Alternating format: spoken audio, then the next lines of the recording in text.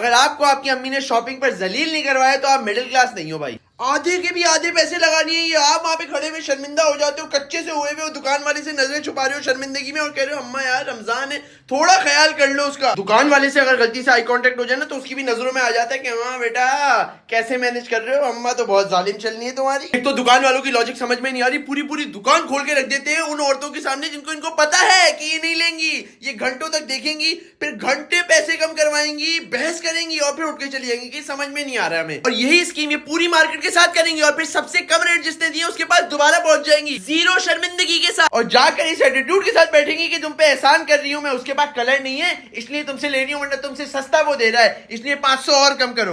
तो अम्मा को लेके पहुंचा मैं चीज वैल्यू। और शॉपिंग की सबसे बड़ी ख्वाहिश जो होती है कि कपड़ों के लिए एक शॉप, ज्वेलरी के लिए दूसरी और चप्पलों के लिए तीसरी और फिर दोबारा कपड़ों वाली शॉप, क्योंकि एक दफा और देख लूं। और यहाँ सब कुछ एक ही जगह मिलता है, तो शॉपिंग भी और मेंटल पीस भी।